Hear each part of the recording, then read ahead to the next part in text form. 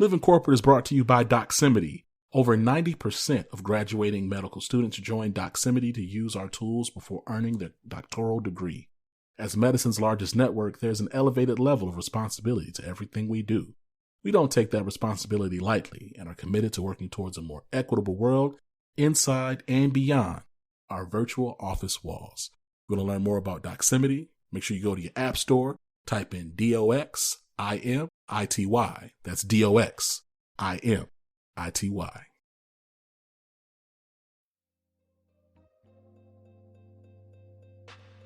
Hey, hey, hey. Hello, hello, hello. And welcome to Dump DEI. Dump DEI, Dissecting the Data, Part 3. My name is Vonda Page, and I am your host. I am super excited to talk to you. I am super excited to be here. I am super excited to embark on an amazing trip, and I leave tomorrow. I'm going to beautiful Washington, D.C. to hang out with my fellow cohorts in an amazing mentorship program, as well as our mentor and coaches, and I'm just super excited. And hey, there's my girl in the house, Tammy TT, what's up?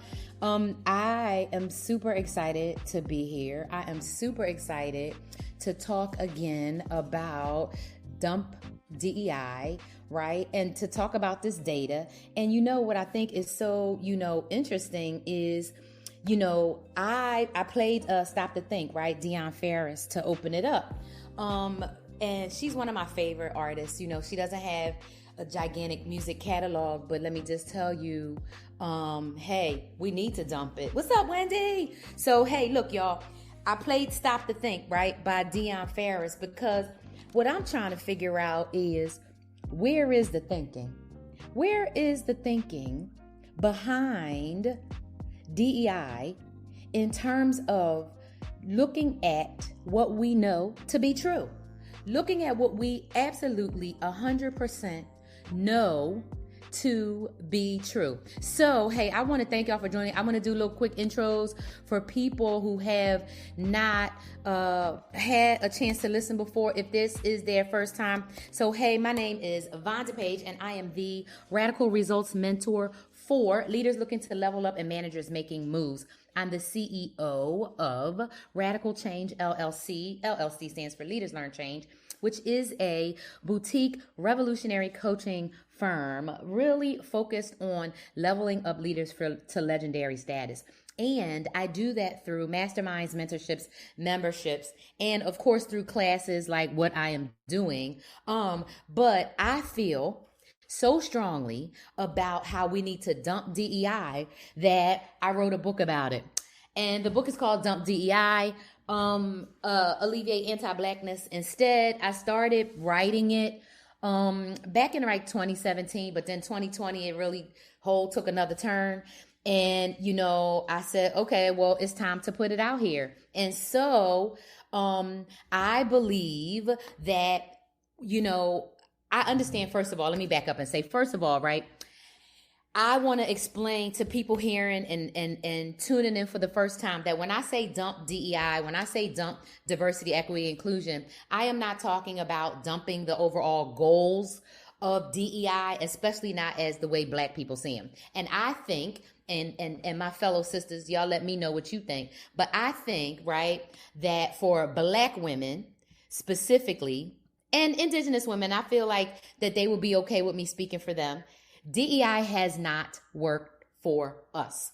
I pasted a link in the chat to a SHRM report that is hilarious. And Tammy, you will love it. And Dr. Wendy, I think you're going to love it too. But the SHRM report talks about the trends that they know that nobody is doing the work. And it's almost like they're making a joke. It's almost like they're playing in our face. It's almost like they are intentionally saying, ha, ha, ha, this was never made or created to advance equity or equality for Black women. It wasn't designed for that, right?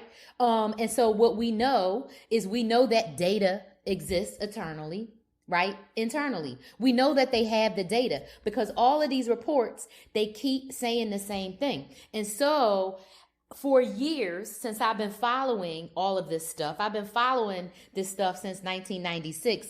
And I remember this, and this is a super funny story, but we had to talk about this offline, y'all.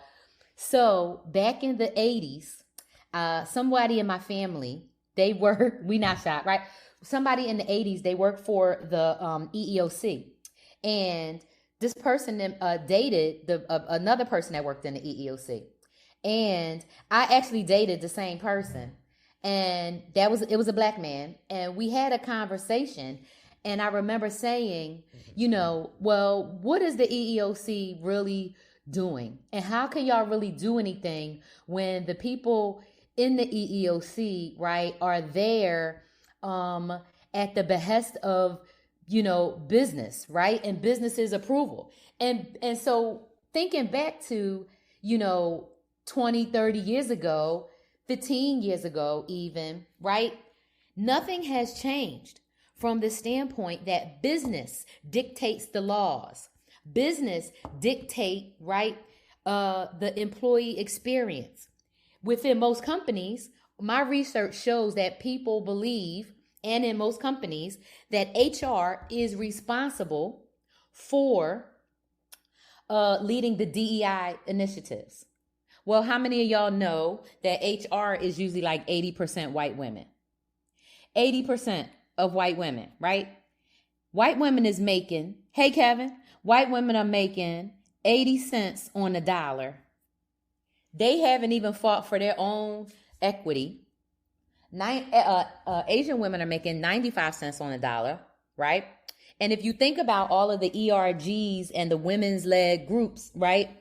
You have, the women's ERG, which has always been the white and Asian women's ERG in the tech world for the last 15 years. I can tell you that because I have been around the country. You see, I worked in 20 cities, right, over my career. And the entire time, right, Black women have never, and as a matter of fact, Black women have gotten lower over that time period. So from the time that the EEOC was formed, from the time that organizations started talking about organizational diversity, because that is what it was called, okay, back in the 90s. It was called organizational diversity. And organizational diversity was run by people that had PhDs, and it was more around organizational effectiveness and how do we need to make sure that, organizations can run smoothly. And so there were all these reports about how Black women and men at the time, Black women and Black men, Black people aren't getting paid, right, equally. And so over time, as always, right, any kind of laws, any kind of guidelines, any kind of whatever that comes out, white women always get to benefit from it, right? So whether we're talking about suffrage, in terms of voting, whether we're talking about, pay, right? They always get the advantage and they always get that on the back of Black women. And so when we are looking at the data all this time, all these years, I feel like they are playing in our face with it because they know what it is. They have had this data and have been tracking it since the formulation of the EEOC. Because the EEOC was created because the government determined, oh yes, there are inequities in employment. And so we want to make equal opportunity. So from then to now, you tell me, why are we only making 58 cents on the dollar? Y'all, if you want to join in and talk, I'm going to click on the Add You to Conversation. The new version of Crowdcast, y'all, goes to, you can get up to 16 people. So I'm going to click and invite y'all on screen and let's talk about what they can do with these numbers because I know what they can do with these numbers. So y'all let me know if you want to jump in. If not, you could hit, deny or whatever. But if you want to jump on and talk, so the numbers can be manipulated, right? So to your point, Kevin, so you can take any numbers and you can make the numbers say, right, what you want them to say, right? You can make the numbers say what you want at any point, right? So when I think about these studies, right, and like the one I pasted to in LinkedIn last night, I was looking through, or yesterday, I was looking through not McKinsey's report. Oh, LinkedIn's report. Okay. I'm looking through LinkedIn's report. Okay. And LinkedIn's report it is so egregious. They're full of BS too. They are full of BS. And so for me, I think for me, my issue is why play the games?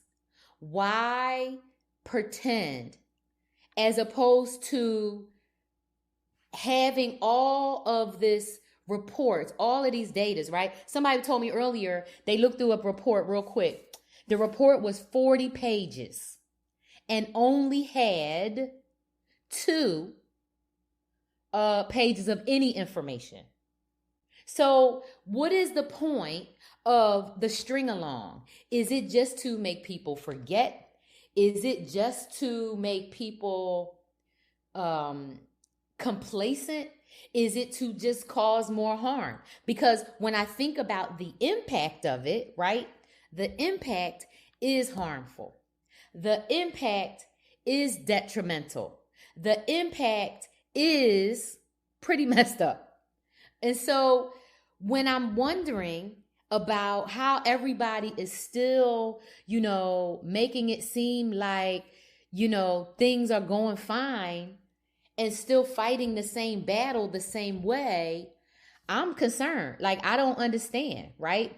Like I don't understand, why people are still willing to accept the okie doke.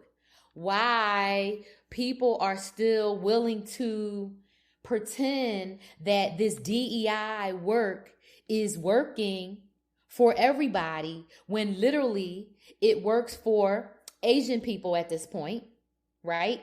And some women, but it doesn't work for Black women. So for me, right, I think I look at it and I want to understand, like, how do we help people recognize that it's not working the way that it is? And as the people who are on the shitty end of the stick, right, I feel like it's incumbent upon us. I feel like it behooves us to step in and take the action, because we already know that nobody is coming, right? Like, we literally know that no one is coming for us, right? And so we know that we have to tell our own story, right? We know that we have to, build our own solutions, right? And we know that the only way that those things are even going to work with that is that we have to do that in our own way. We got to do that. I always say, like, we have to do that with our swag. And so the thing is, there's so many of us who are intimidated, right, by whatever, social media, by, these jobs that, hold all this power, over many of us. So many people are intimidated about, social media and what people gonna say and this and that. When I was getting blocked and stuff last weekend, I mean, literally, I wasn't worried about it. Except for the fact that I had posted some things that I hadn't saved because I didn't do it in my little system the way I'm supposed to. So I wanted my content back. But in terms of, do I believe that LinkedIn is a place, y'all, that gives a shit about DEI? They don't. Corporate America doesn't care. The government doesn't care. Nobody cares, because we could take it all the way back to 1863, or we could take it back to 1774, 1775, and 1776, or we could take it all the way back to there. For as long past there, for as long as the United States government, right, has been set up, right, since the 1700s, at any point in time, They could have decried and decreed that, Black people are equal human beings and that pay has to be transparent, right? Off the boat, okay? They could have decided at any point, right, to make Black people equal. And when we went into all these systems, right, the banking systems and all of that, right, at any point they could have made, right, equality. But what did they do instead? They gave everybody social security numbers and birth certificates, right? That's so that we never really have any freedom, right? That's so that we always know that we are property of the United States government, right? We always have to pay taxes, right? So all of the systems, right, from 1619 to now that they have set up, they could have said, okay, well, these are the systems that we're going to set up. But they did not set those systems up. And then every time over history, there's been people fighting, people standing up, people doing stuff, people gearing up and getting into action, right? What happens? They get killed, right? So you think about, and I've been thinking so much about, I've been really looking for white abolitionists. I'm looking for them. I'm looking for them under trees and rocks. I'm looking for the real non-Black people who are real hardcore Black abolitionists. And guess what? I can't find any. Besides Jane Elliott, and besides Tim Wise, and besides the Jolly Good Ginger, Russell Stewart or Russell, whatever his name is, last name, I don't know any. And so I say that to say that for everybody who's been out here for the last 15 years, 20 years, talking about DEI this and DEI that, they're only talking because we have the data. So we can look into this SHRM report. We can look into the other LinkedIn report. We can look into Bloomberg. We can look into, all of the damn reports that Sheryl Sandberg's people have done over the last 20 years. And Black women's station in 20 years since Ms. Lean In has only gotten worse. So you would have to help me understand, right, how DEI has worked from the door, from the beginning. Because the way I see it, it has not. And so I wrote a whole ass book about it. And I'm this weekend when I go to my whole retreat and everything, and I have my session and all my whatever, I'm going to come back with my rollout plan and all that. But literally, there's so many reasons that we need to dump DEI, but just looking at the data and the denial of the data and the fact that, getting drunk on data, right, is part of one of the reasons that people aren't taking action. But the main piece, which we all know, it boils down to anti-Blackness, period. Because you will have to help me understand, y'all, how did every demographic get above Black people when Black people have been in this country just as long as the damn Europeans?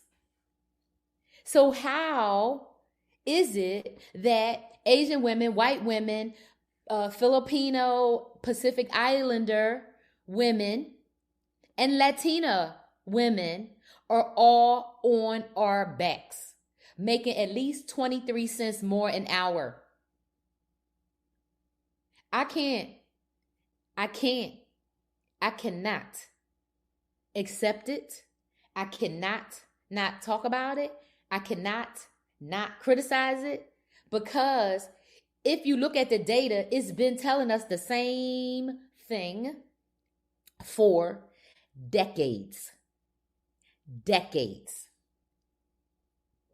We've had data for decades, and nobody has done jack about it, because the bottom line is they don't want to do anything.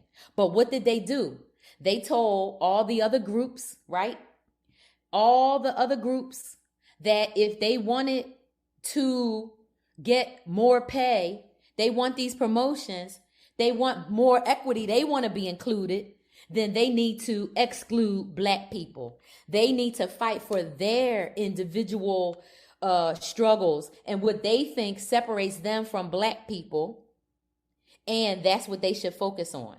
So back to the EEOC, when there were not, before the tech boom happened, before HB1 visas, before all of that, Black people and Black women, right, out here in the streets fighting, trying to get equity, trying to get equality, trying to get parity, trying to get inclusion. I mean, and all this time they have been playing in our faces. So this is how I'm going to approach it, and this is my thought, and I want to know what y'all think. Pop it up in the chat.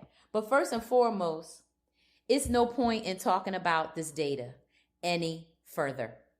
It's no point in talking about the data, because at the end of the day, and every time I say at the end of the day, I always feel Kanye-ish, because he says, at the end of the day, I'm feeling it. But at the end of the day, the data is not the problem. At the end of the day,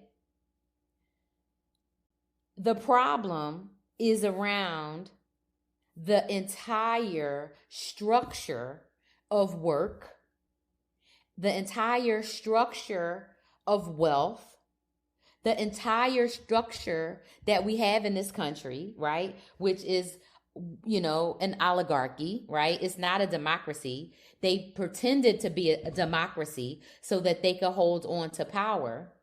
And the evidence of that is that we are ruled by minority in this country, such that they took away human rights, right, for 52% of the people in this country. So 52% of us are capable of giving birth. And they said, well, you know what, you don't really matter with the destruction of Roe v. Wade. And so what that does is makes even more clear, right, that the people in power, right, that those 700 billionaires, right, that elite group of 1,000 people that lead the Fortune 500 and the government and, the entertainment business and blah, blah, blah. Those people don't give a crap about having more Black women in the C-suite. None of those people give a crap about giving Black women more venture capital. There's some Black people that want to give Black people more venture capital, but the Barclays and the Wells Fargos and the Bank of Americas and the Microsofts and the Amazons, they'll give Black women little $2,000 here and $5,000 here. Meanwhile, treat their workers like garbage, lie about all of these data points, lie about the intent of DEI, lie about the impact of DEI, and lie about the individuals in DEI, right? So in the SHRM report, and it's really long, but it has some good graphics in there. One of the things that the SHRM report talks about is how leaders, right, are rating themselves when it comes to, having a diverse, equitable, and inclusive workspace. Do you know that something like 60% leaders said that they rate their organization as very successful when it comes to DEI? So what that means is it's successful because it is doing what they want. And so, Kevin, I'm thinking about what you said, right, about the data. So if leaders are saying, yeah, DEI is working, we could do better, it's working because it hasn't made further progress. It's working because it hasn't worked, right? And so the lie on top of the lie, on top of the distraction, right, is the same thing. Exactly. It's less than 2%, right? And VC money is less than 0.25%. A quarter. So when it comes to Black women. And so my thing is, I don't understand, right, the battle for things that literally we have been fighting, and we can see that the battle is getting harder. The battle's getting harder, y'all, because it's more people aligning themselves and making themselves adjacent to power. But it's not white power, right? It's power in general. It's oligarchical power. It's capitalist power. It's billionaire power. And so if you bring that down to a company, a corporation, a school board, a police, what do you call it? A government entity like, police district, fire or whatever, it still boils down to the same thing. It boils down to how do people utilize the power that they have. So I'm sure I'm not the only one, and you let me know, who has worked with black coons and corporations who pretend that they have the interests of black people at heart, but then you see that they don't. Okay, so you smiling. Okay, so when people decide to oppress other people, right, they do so at the expense, first and foremost, of their own emotional and psychological well-being. But even more so than that, when they decide to oppress other people, right, they've decided that, okay, if something ever go down, this the side I'm picking. And for me, knowing that white people will never pick us because they haven't picked us yet, they've picked everybody over us, right? Latina people, Asian people are over us. And everybody's over indigenous people because they try to, they basically erased indigenous Indian Americans, right? American Indians, like they erased them. And they're trying to do the same thing to black people. But we are so conditioned in so many things that are related to this DEI thing. So we are conditioned, right? In terms of the way we see ourselves in this lesser way. So we don't even stand up for ourselves when we know we're getting paid less. Come on. Because when we do stand up for ourselves, when we know we're getting paid less, what happens? We know we get on that trajectory to get kicked out of the company, right? You get on the trajectory to be kicked out the company. And so you can't complain too much. You can't say, but so much, right? And so if we don't talk about it, if we never say it, see, it happens to you because it happens to everybody everywhere. It doesn't matter where you go because HR, and I know Tammy will tell you this, HR is in position as risk management, right? It happens to everybody everywhere. It happens to all of us everywhere. It happens, right? Because we are not allowed to complain. So remember, y'all, if a black person don't want to work for free, we are lazy. That's what it means, right? Yep. To them. So because we are at their service. So I think all the time, you know that famous picture of the enslaved woman and she got her baby on one breast and the white baby on the other? You know that picture I'm talking about? Yeah. And she's naked. And they don't even got a skirt on her, right? They don't even give her the dignity of a skirt. And that's the same. There's no difference now. There's no difference.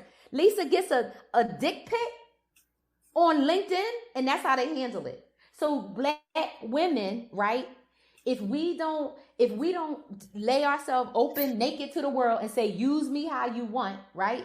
Then we are lazy. We get abused, right? We uppity. And they do everything. Uppity black bitch. Uppity black bitch. Absolutely. I done been called that I'm at least 150 times in my life. At least. In the 80s, they used to say it all the time. In the 90s, all the time. And think you don't hear it under your breath. Uppity black bitch. I heard you. Because I don't want to work for free. Because I will not let you manipulate me. And because I'm standing up for myself. And I did this in my little talk I did the other day. You know, I keep a copy of the Constitution and stuff because y'all know I'm a political junkie, right? And I was raised to believe the Constitution, that it meant me.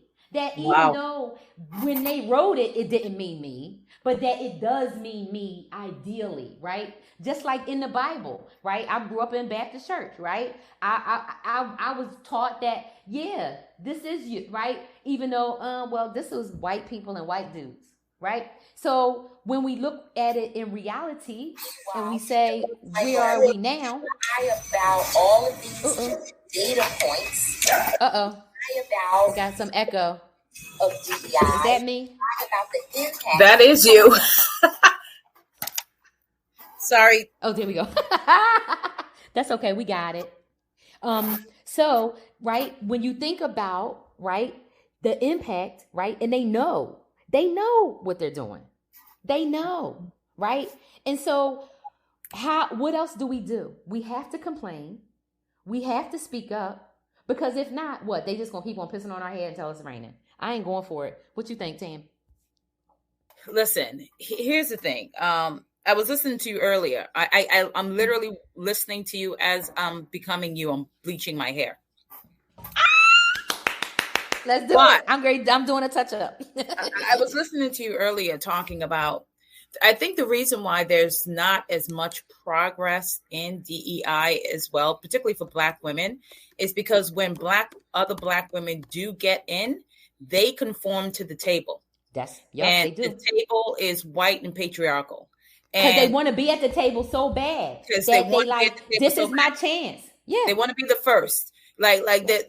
There's nothing like that Black woman or Black man. And I almost feel sorry for us when I see this shit, honestly. Me too. This announcing the first Black whatever. And I go. I hate it. Oh, it makes me sick. I really hate to see it. And I was like, if I was the first Black anywhere, nobody would know. My last job, I was the first and only Black woman in director. I never announced that anywhere. Right. I only talked about that in conversation relative to what I was talking about the challenges. And so what happens is a lot of Black people want to be the first, and to some degree, the only. And what they do is they get into these roles and they conform to the table. So they don't look out for the rest of us. Yep. They don't look out for the rest of us. And that's why you don't have the progress you would have in DEI. A girlfriend of mine just left Upwork. Now, they hired in the DEI role, Chief DEI, this Black woman, and they hired her because she was pedigreed of the yin yang. She came from Yale and Princeton. You know, they love a pedigreed Negro. They love a pedigree, because if you pedigree, you. I always look at pedigree as really pedigree, right? Yes. Pedigree. Listen, because you know. Go ahead. Right? So she's pedigreed up the yin yang. What did this pedigreed Black woman do? She hired a white man to be the director of DEI in her department. Yeah, because they told her she had to. Because they told her she had to. Yeah, and instead of her using some integrity and, using some guts, right? And stepping up, just conform. Just conform. And then I bet she went back and played in all the Black people face like, I'm trying. Yeah. And you know what's funny, because the little white girl who worked there that I was talking to in HR, that she, and I said this, I said, what is so insidious about HR? They sell HR to these young people and young people, Black, white, and all of them, that they're going to come into a role where they get to actually help people. And that's just not true. So this white girl spent 5 years, $50,000 getting a bachelor's degree in HR and saying, I can't do that work anymore because what they require me to do, I can't do anymore. Mm-hmm. And I said to her, I said, what this Black woman did, she basically just hired her replacement. And she doesn't know that she did that. Mm-hmm. I said, because what that white man is going to do is shoehorn her right out of the position she just hired him Absolutely. Yep. And everybody around her is going to help him do that. Absolutely. And I'm like, whatever power you have, you got to utilize it for other Black people. When I was the only Black director there, I hired a Black manager. I promoted Black team leads. I hired the Black trainer in my department. Now, that was the only power I had, but the one I did have, I put other Black people beneath me. I didn't hire anybody else, but other Black people. So you can navigate if you choose to navigate. And I remember my managers used to say to me, how do you get Patrick, which is the CEO, the white guy, how do you get him to go along with you? And I'm like, because I know how to work the system. And part of it is I know how to stroke egos. Because my CEO was not a bright man. He was not bright. And eventually, upon my recommendation, they fired him. But he wasn't bright. Because you don't got to be, if he's a white guy, he don't have to be bright. How bright does he have to be? He has to be connected. I was like, all you have to do for this man is stroke his ego and you could get what you want. But the other directors who were white women were just so subservient to this white man. And I just went, and I would look at them like, do you understand that we are running this company as the women in this company? Because we were all women directors. And I think that's why we're not further along in DEI, because when you do get Black people in these positions, they conform to the table and they don't help other Black people along. And, you know, I've said this on LinkedIn, Vonda, that we become the most educated and then the most classist group of people. Yep. If you ain't the right kind of Black, they ain't helping you. If you weren't a minority, they ain't helping you. If you ain't a part of the clique, they ain't helping you. If you don't speak a certain way, they ain't helping you. If you don't dress a certain way, they're not helping you. Like they get into these rooms and they create their own mini gangs within the rooms. Yeah. And they gatekeep to keep other Black people who do not look, speak, and have what they have out. Yes. You 100%. You 100%. I can't tell you how many times that has happened. The right kind of Black, right? Because let me tell you, I have had people say to me, and not even that long ago, okay? I have had Black women say to me, all you gotta do is keep your damn mouth shut. You ain't gonna never get nowhere. That's why you can't get nowhere, because you just won't keep it shut. Well, I'm not gonna keep shut about how I'm getting treated and how I'm not getting paid. And if I have to watch other people get mistreated, for me, it's almost the same. You understand? Right. And I can't even tell you how many times that I got the same treatment, you know, that Kevin and Wendy talked about for sticking up for other people that got super terribly treated, like in egregious ways that I said to myself, well, they not Black, maybe they'll do something because that person got treated real bad. But because I was the one who reported it, and then they made that person scared to tell what really happened. And they were like, oh, they said they got a report, and so now I can't say it. I'm like, oh my, and it was horrible. So when I tell y'all, right, we've seen it, we know, right, we've experienced it. It's so many pieces to it. And so I have had this story, I might have told you this when I was, this is how I know Joe Biden, because I used to take the train from Wilmington to Washington. When my daughter was still a baby, I was still pumping my breast milk. And so this was in 2002, okay? So you know how big the portable breast pumps was? They was bigger than a laptop, a whole laptop. Like they were gigantic, okay? I was carrying it on the train with a laptop and a projector 3 days a week. The manager that I had was a Black woman supervisor, y'all. She made me drive my car 2.5 hours instead of letting me take the Acela, which was only 1 hour and 15 minutes.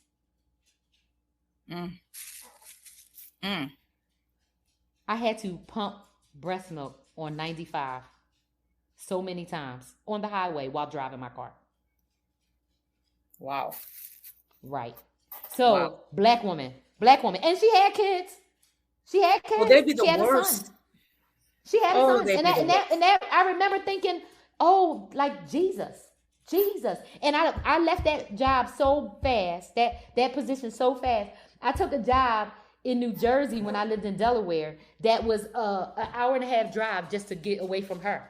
Because I was like, I'm going to die out here on this highway or something, you know what I mean? Like, and nobody cared and nobody would do anything. Because in corporate, and tell me if you've seen this, corporate will allow a Black woman to abuse another Black woman. They love it. Yeah, and then they do. They get another white woman, right, to help. And then it's like, you the dummy. So listen, I'm never going back in corporate America. I'm letting y'all know I'm not going back. And I try to tell every young person when I was down at Morehouse and I was talking to the kid, I was like, listen, I just need to get Apple on my resume. I just need to get Microsoft on my resume. I said, for what?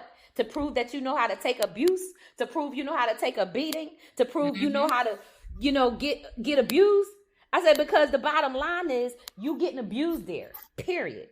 Now, I'm not saying it's going to be so bad that you're going to, have serious problems, but why are you setting yourself up for it when you don't need to? It's not about a name, and they don't want us there. And so that's my other part. So when y'all look at the data over and over, right? And I'm going to ping some other links in later. I'm on my laptop and not my iMac where I had these other ones. But you got to look at some of this data and how long they have had it, okay? And how they keep on saying the same thing. So what I'm proposing is that we think about not only, right, how the couple of black people that get out up there, they do gatekeep, but it's still so few. How did Asian women get to 95 cents on the dollar? I need y'all to help me with that. And I need y'all to help me with why the hell. I know part of it, but I need to understand then why are we as DEI folk out here in the world generally, I'm just saying, speaking in generalizations, why are we out here focusing on, queer and disabled and Asian hate and all of this when black women is getting 58 damn cents? Yeah. Listen, white women is making 95 cents. They is almost equal to white men. Listen. So they got what they ain't fighting for us? No, well, they're not. And here's the thing. I've said this, but here's the thing, Vonda. I have said this on LinkedIn. I've said this to quite a few black people that I actually trust enough to say this to. I'm like, if black people don't create their own underground railroad within corporate, we will forever be screwed. And the thing is, that's why I left, because people wasn't down to do it. Because people weren't down to do it. They not down to do it. They weak in the knees. They're not down to do. They're not down to do it. And the weird thing is, there's some white people in corporate America who participate. Got way more balls. Needed white people, right? Like she needed white people for that underground railroad to work as much as she her own determination, right? So and there are white men, there are white women in corporate spaces that will help us. The problem is some of the black people that get into these spaces gatekeep it. Wanda. Yes, they do. You know what I mean? Yes, like they do. You already have white people that's going to do it. White people are going to white people at the end of the day. Right? At the end of the day, they can't help. They cannot help it because they have not been. But you do have some white people. Listen, I have this white lady that goes in every time she meets with a client. I promise you, she's not on. You've never seen a comment on my LinkedIn post. You've never seen her like my LinkedIn post. Every time she meets with a client, when she closes her deal, she turns and she starts talking about what's going on with your culture. What's going on with your DEI? Yeah, I got the right person for you. That white woman walks into every meeting and she leaves my name, my information. I've had business come from that white woman. She's not on LinkedIn. She ain't commenting. She ain't liking. She ain't sharing. Right. When she gets in rooms and she's closing her deal because she's there for there, she never leaves the room without saying, "You need to hire Tammy." There you go. She never leaves the room. So I know these white people exist. The problem is finding the right black people in these spaces to behave like the white woman that's behaving that way. Right. Okay, so then the other piece goes back to the pie mentality, where people think that life is a damn pie and work is a pie, and so it's only 8 pieces, and so I can't let nobody in. And so are we still living under that? Because I think it's deeper than that. And so we still living under that. And go ahead. But I think it's worse for black people, right? Because black people have some, not all, but some black people, when they get these opportunities, they have such a poverty mindset that they think that that's the best they can have, the best they will ever do, and they're not going to let anybody, including, and that's when we become not the right kind of black, right? That's when black people call us the N-words. I ain't letting no, and we become N-words to them because they think this is the best they can have, the best they will ever do. That they're so happy to be invited into the room that they don't think that I can make space for Vonda. I can make space for Tammy. I can make space for Kevin. I can make space. Right. But they don't think that they can make space. So when you have black people go into these roles, like you said, you got your pedigree blacks, and white America loves the pedigree black. And you know what's so funny? Let me tell you something. I find it hilarious personally. When I meet black people who talk about black liberation, but still will flex their Harvard and Yale, I'm like, if they went to Harvard and Yale, they need to kiss my ass. I'm just like, okay, but because the beatings that they took. Yes. Yeah. I'm like, you're talking black liberation, but you want to flex on us as Black people about your Harvard and Yale degree. What education do I think you really got from Harvard and Yale? Right, you got what you supposed to get. You got the version that tells you that there's a certain kind of Black. Yes. And the only kind of Black is the kind of Black that white people say is the kind of Black. Oh, until you ain't. Because there is no certain kind of Black, right? Until you get OJ'd, right? Until whatever. And so for me, that is why I think I, had gotten to a point when I was like, okay, I got all these books written. I need to figure out, what I'm going to do.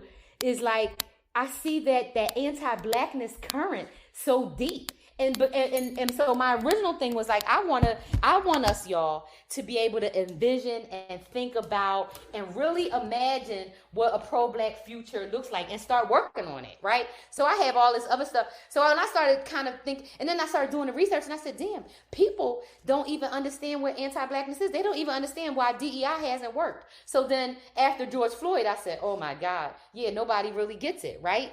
And so, thanks, Chris. I'm glad you're enjoying it. So when I think right now, it's like, okay, where are we? And what do we need to do? We have got to unpack this anti-Blackness. Because my thing is, Asian people, Middle Eastern people, other people who are not of European descent, they get to say, I'm not racist, I'm Asian. And it's like, no, you're not racist, you're just anti-Black. But our society, our structures, our systems, our organizations, our schools, the education, everything is anti-Black. So if the only education you got was what they gave you in public school, right? And if you had a parent that was working a full-time job, you lucky if you got public education, right? But if you grew up Black, if you got to go to school every day, right? And you had, like I know now, nobody had Black teachers hardly in the whole damn America. You got the whitewashed version. And so then if you were never challenged, or if there was never anything that was right in your face that stood up to it, that made you challenge, right, your position, challenge your thoughts, challenge how you are looking at things, then you stay stuck. So that is why it's about learning, right? And learning, change, and growing. And so my thing is, DEI has to be dumped because it's just like all nonsense. Like diversity, equity, like it's all nonsense. And to your point about we have to construct these underground systems within the bigger systems. So how do we help people get some courage?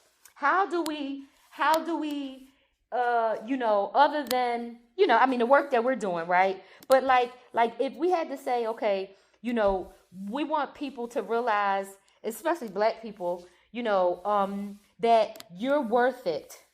You are, just because you was conditioned to believe that you're supposed to be working for free, that doesn't mean that you really are.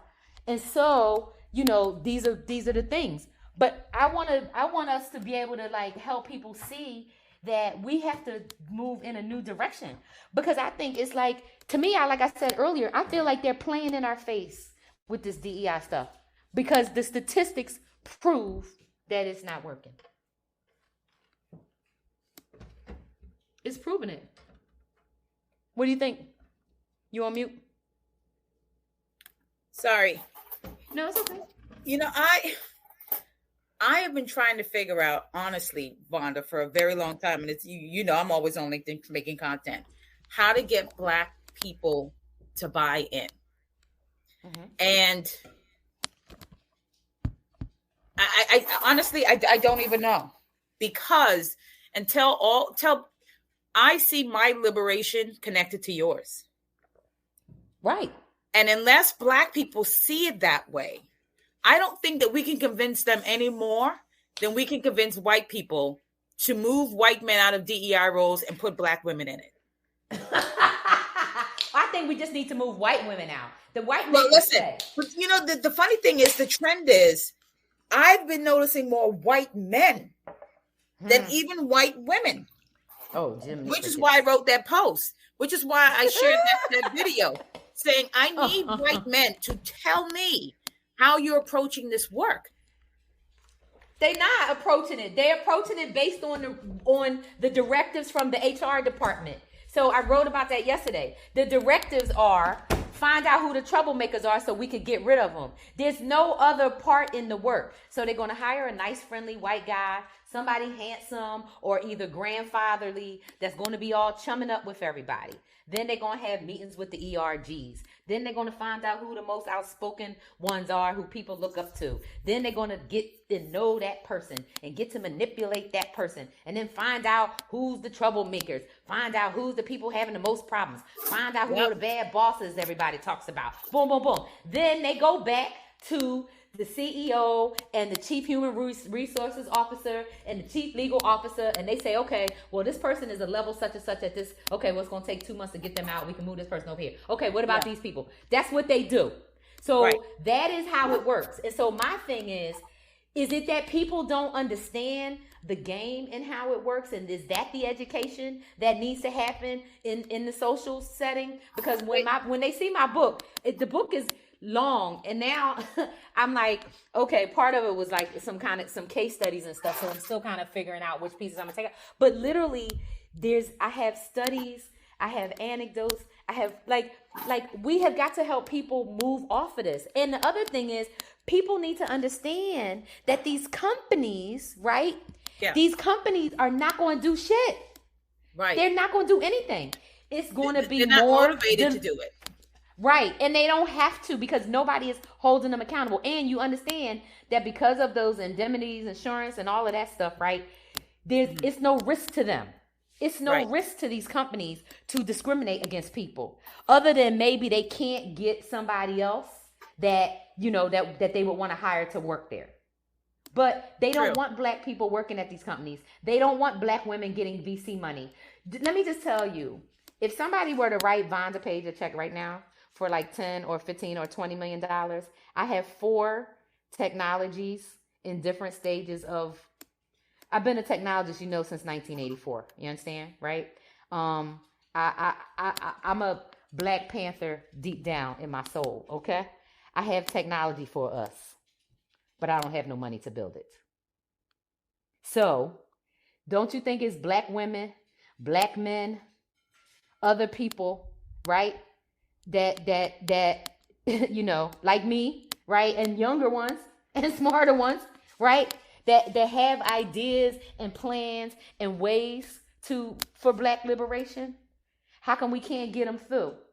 Well, what if they gave a black person a job like a chief people officer, somebody like you, Tammy, at a big ass company like Google? They would never give you a job like that. Because, right, if you actually had the power, right, because if you actually had the authority to make the change, you would. Yeah. So that's why they're not going to ever give you that job. That's why black women is never going to get 16% of the VC money.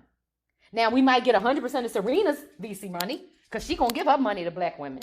I know she is. She giving all her money to black women. You understand? Right? But she the only one in Arlen. They the only ones I know giving their money to black women. Arlen gives her money to other people too. Okay? So my point is, they know. Every time black people have built something in this country, what has happened? What did white people do? Steal it or burn it down, right? Or make it illegal, right? So my point is, the systems aren't going to work.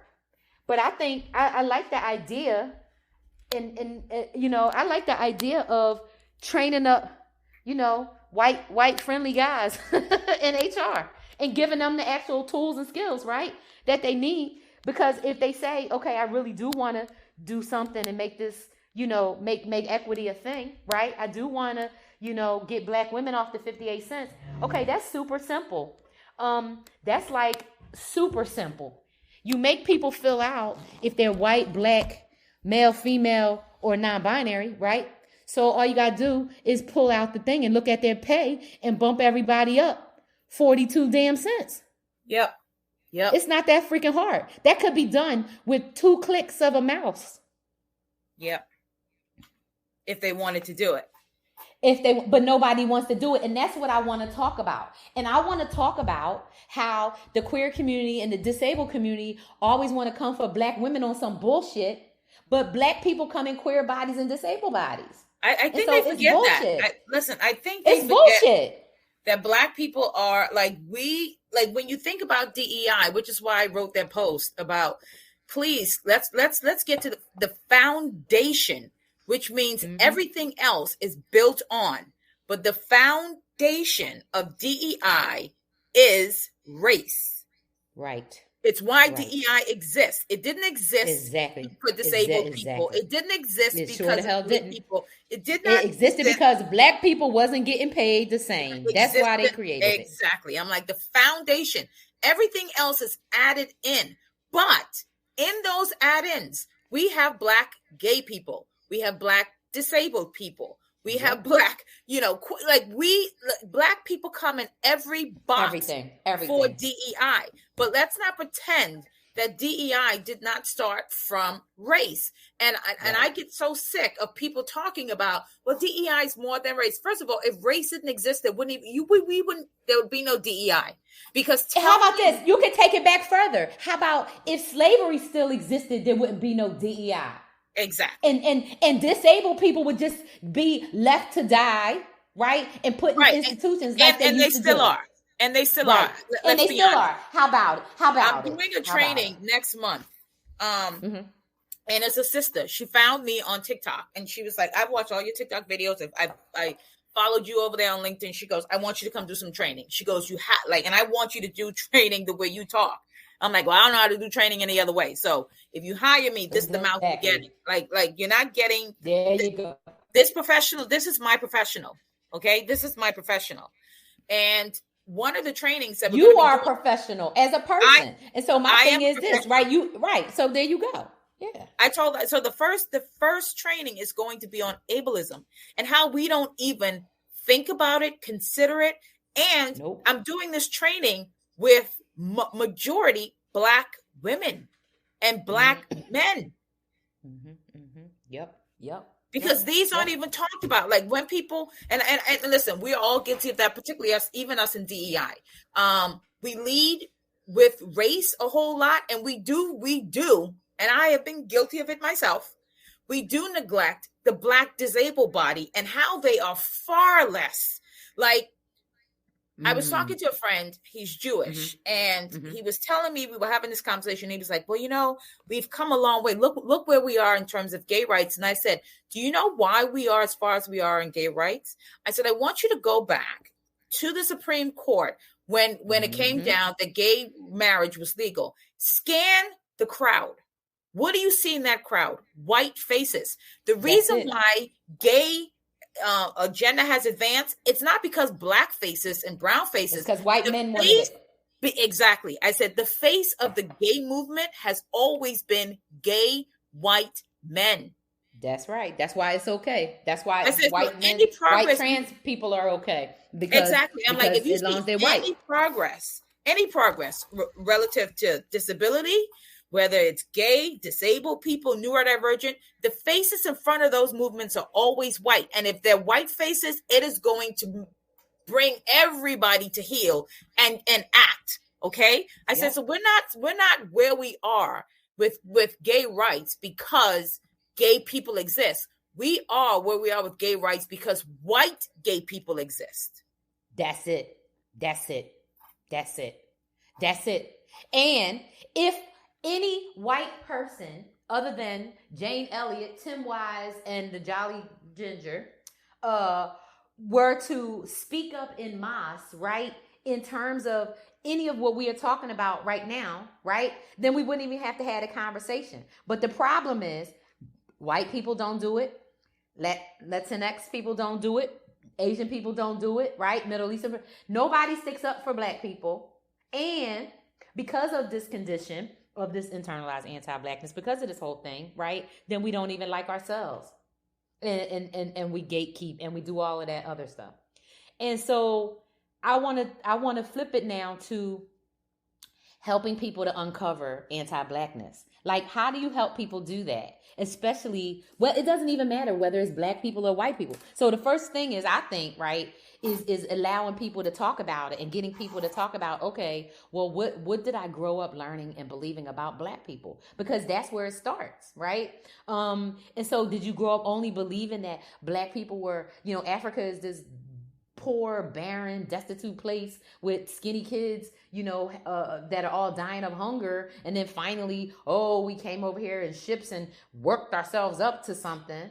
If that's the only thing you were taught, then yeah, it makes sense why people don't speak up for themselves when they know they're getting paid 58 damn cents on the dollar. And then you see how the images of how they portray us in the media, as opposed to, like, back to your thing, Tammy, about being the first. I never talk about being the first, and I've always been the first of everything, in everything. It's never no black people, and every now and then there'll be a black EA or admin. I'll be like, oh my God, thank God. You know what I mean? But it's not fun, right? It's to me, it's not even anything to be celebrated. It's more sad than anything, especially the first, of something that some company that's been around for 300 years, like these bank presidents and all of this, and everybody like, I'm so proud of you. I'm just thinking, oh man, I'm not proud. I just feel sad. I feel sad. What do you think? I always feel sad because I'm like, the amount of compromise you were walking into makes me feel sad for you.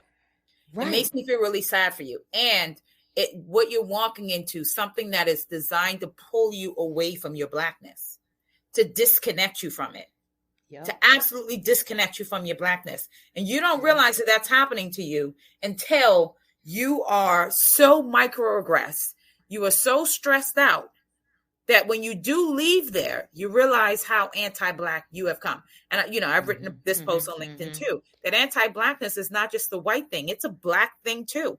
Because hell yeah, a lot of black people, if you are not the right black, they don't even fuck with you. Right.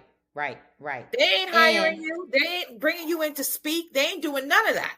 Because I get what she's saying, but you got to come into these people's places.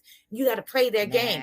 And the thing is, I always say, anytime somebody says to me, the second, the minute, the hour, somebody says to me, well, you have to get in the door to make change.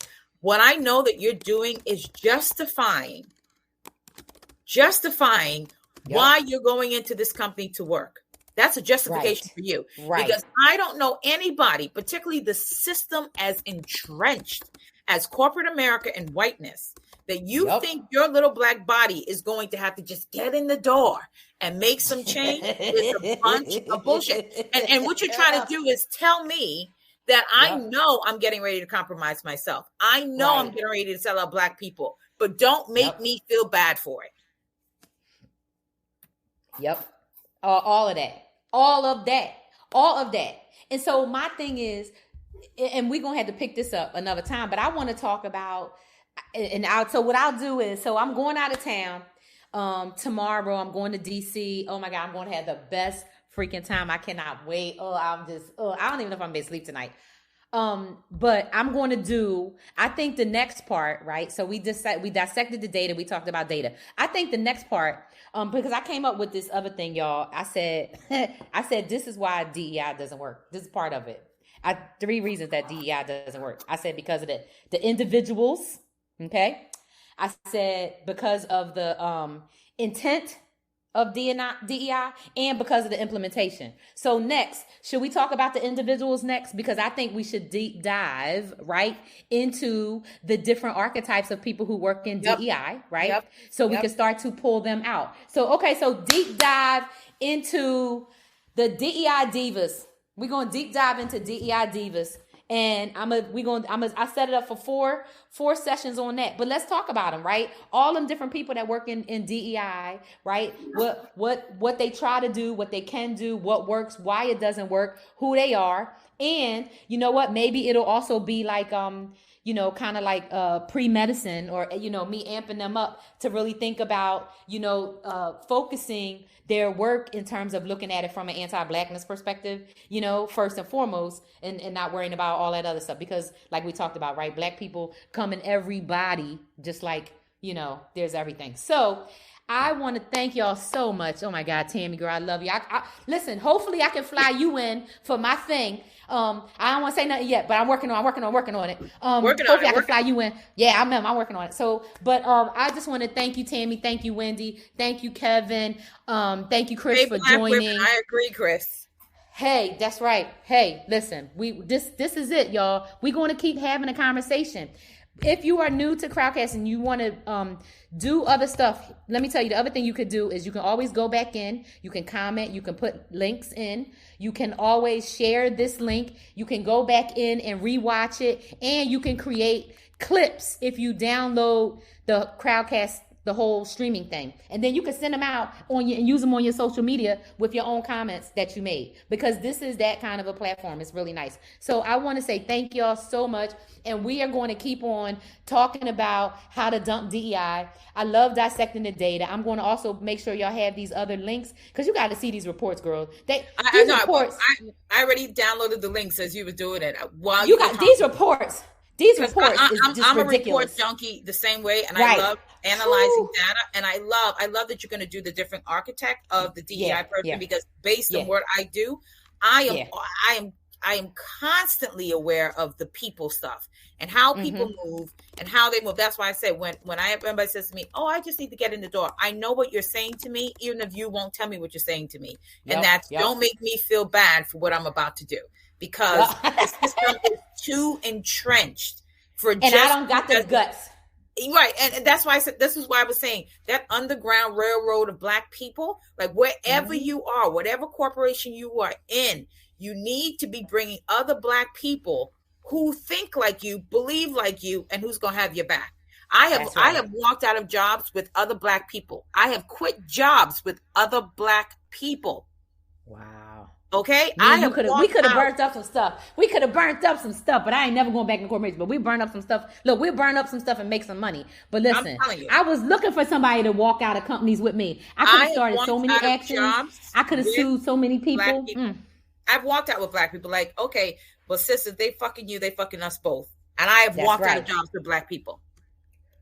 And we need more people like that. I have put Black people in positions and paid them well over what they should have been getting paid. Because listen, when you get to the C-suite level, you know this, Vonda, I have seen particularly white men get paid $100,000 more than even the white woman who was more degreed than them, more qualified than them, and they had no and they won't do nothing. And they had no qualms about taking that money. And then I saw women, white women, Black women, just women, nickel and diming other women. So when I got in the position, I was like, I'm not going to make you merit your raise. What did Tom give his crew? Oh, he gave all of his employees 7%. All of my employees get 7%. I'm not meriting nothing. I'm going tit for tat. You gave all your male salespeople 7%. I'm giving all my women, because my department was all women. Everybody got 7%. And then I would challenge HR to come back and push back on me when I know she didn't push back on Tom. But you got to have people in corporate spaces doing that kind of stuff. And a lot of people won't do it. See, I'm never afraid about losing a job, because a broad like me can always get a job. Hello. Look, hello. I never worried about it. Never. I am so connected. And when you connected and when you've done right by people, I have people that call me like, listen, I'm done with this stuff. I need work. All right. Well, send me your resume. I got you. Like that's how I live my life. But that's because I've been good to people along the way. And when you're good to people along the way, they remember you. Yup. So I love this. So, hey, listen, this is great. It seemed like this time kind of worked out, huh? 3 p.m. kind of worked. So, I'm trying to figure out if I can get a time that works for a couple people live. Y'all can always listen to it, and I'm not going anywhere. And oh, by the way, if I do get kicked off LinkedIn, right? You can go to Vonda page or, get on Crowdcast. I'm around if I do get kicked off, even though I'm surprised they haven't kicked me off yet, Vonda. I'm not even lying. Your term is coming. You know you coming. You know your time is coming. I am so shocked that they gonna get you in a minute. But you know, They gonna they get you. do make my profile blink. Like my profile will just be missing for like a good 5-10 minutes and it'll come back. That's the same thing. That's the same thing. But So, yeah, that's the same listen, thing. if, Yeah. you know, if I They get gonna on, get you. yeah. Yeah. But I'm just saying I'm gonna be around. And so what I'm doing is I have so in Crowdcast, especially for people the first time you listen, if you go to the Living Corporate page, you can see all of my events are in here because I'm scheduling my stuff like months in advance. So that way, if I get kicked off of any social media, you can still connect with me on the event because nobody can kick me off of Crowdcast. They can't kick me off of that. They can't kick me off of that, y'all. So I ain't letting them kick me off. So this was amazing. We are going to keep on talking about why we need to dump DEI. Next time, we are going to get into DEI divas. And we're going to dive into the archetypes of, I like to say, the DEI decision makers, practitioners, and professionals, right? Because I look at it as it's kind of like three layers of it. And we're going to just keep on bumping. I appreciate y'all so much. And this is how, how we do what we do, right? This is how we going to change things. This is how, whether it happens tomorrow, next week, next year or 5 years from now, this conversation and many more are going to make a difference. So I just want to say thank y'all. Appreciate it. And I'll catch you next time. This is a good time. Bye. I like this time. All right. Bye. All right. Well, let's try it. I see y'all then. Bye. Bye. When you're building a culture of belonging, every word counts. That's why Textio brings the world's most advanced language insights into your hiring and employer brand content. Our industry-leading approach to artificial intelligence and machine learning provides the tools needed to find more diverse candidates. In short, Textio builds more equitable workspaces, guiding businesses and writing more inclusive job posts. And we're building on that success by bringing even more products to the market for all people who share our belief that language matters. Words have power, and at Textio, we harness that power to increase the access and availability of value-driven work for everyone.